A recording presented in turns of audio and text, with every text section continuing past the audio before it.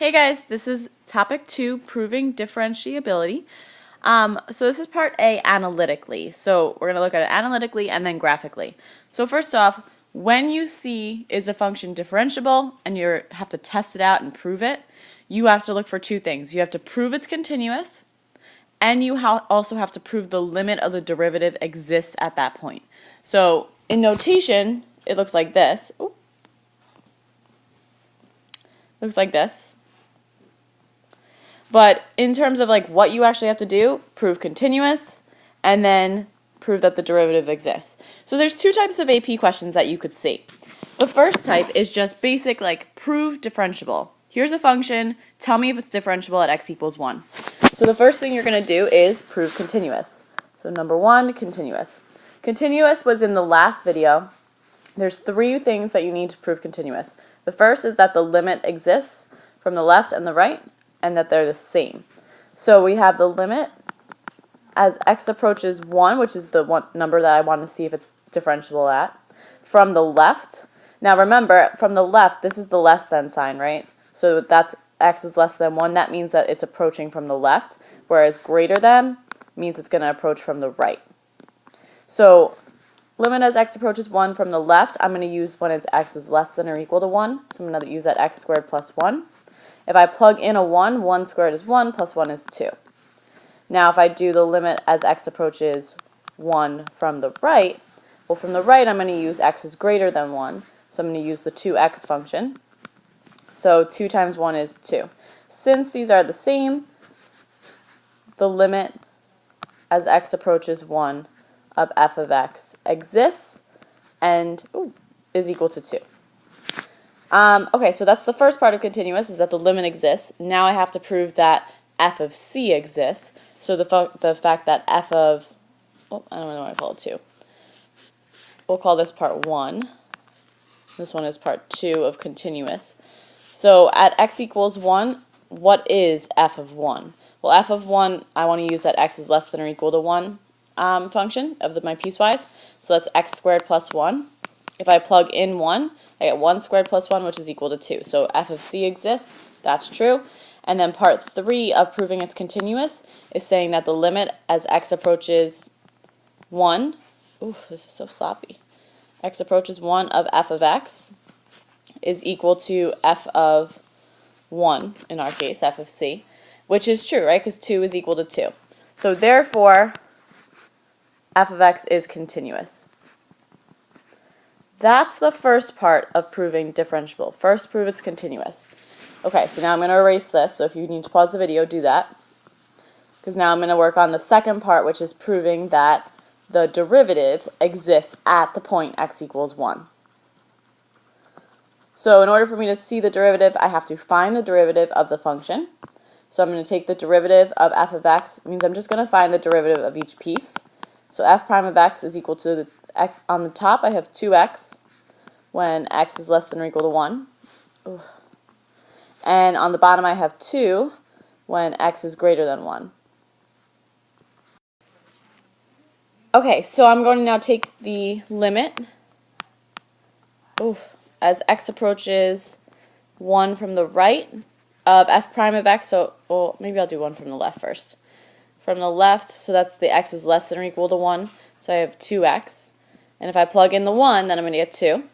And the limit as x approaches 1 from the right, if I plug in my 2, remember the limit of a number is just a number, so that's 2.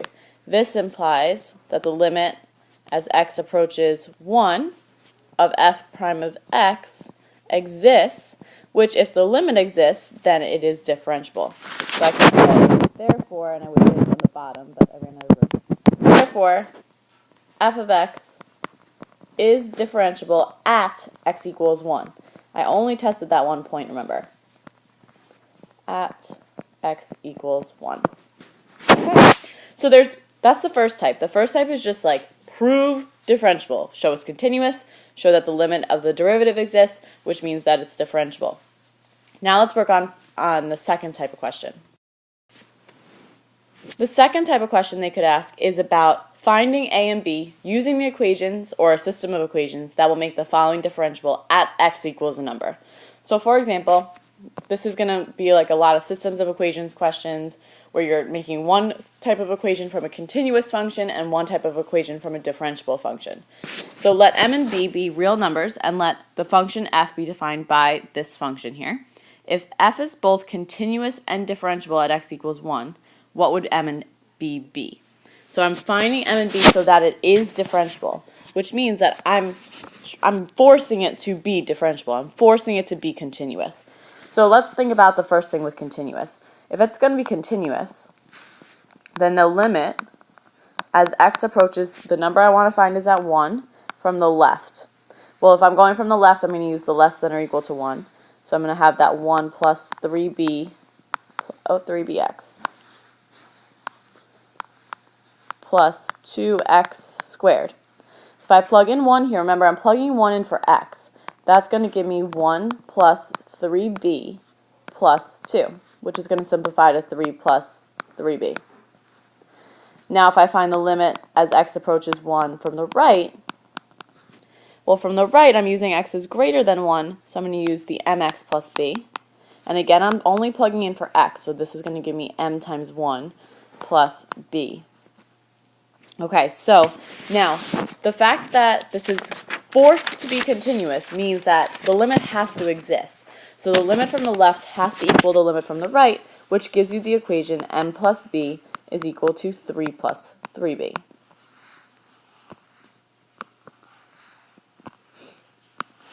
Okay, so we're going to hold on to that for right now.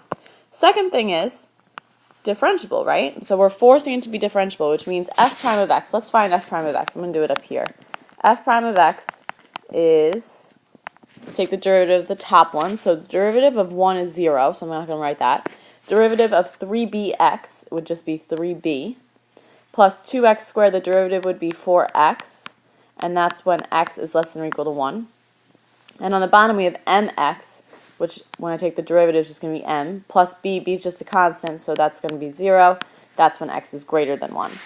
So again, if it's differentiable, I'm forcing that limit to exist. So the limit as x approaches 1 from the left of, now again I'm doing the left, so that's the 3b plus 4x, is going to equal what? So if I plug in 1, I have 3b plus 4.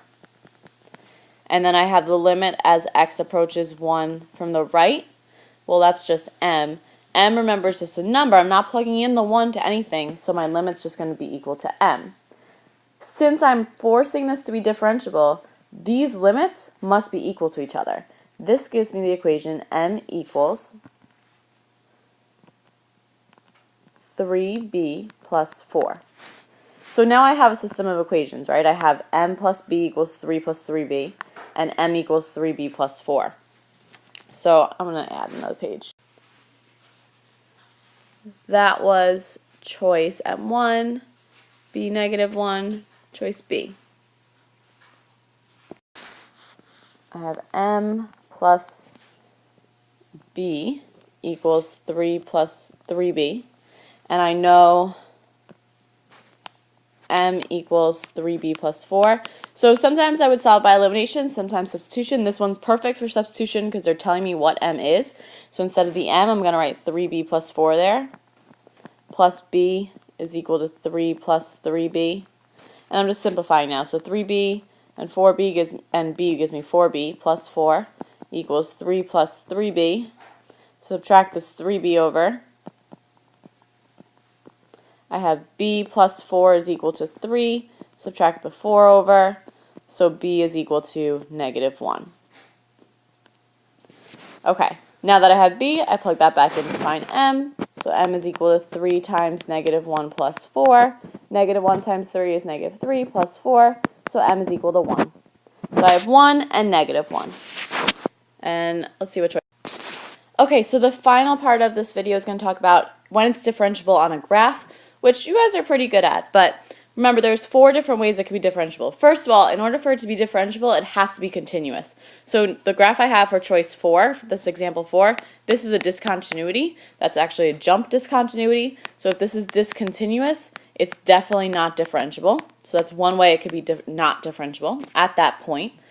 It wouldn't be differentiable in number 1 because this would be considered a cusp. Remember, a cusp is when you have the two curves that meet, and then a corner would be when two straight lines meet.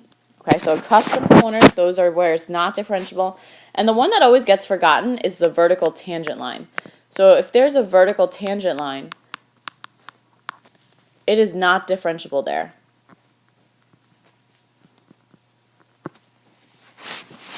Okay, and that's pretty much it.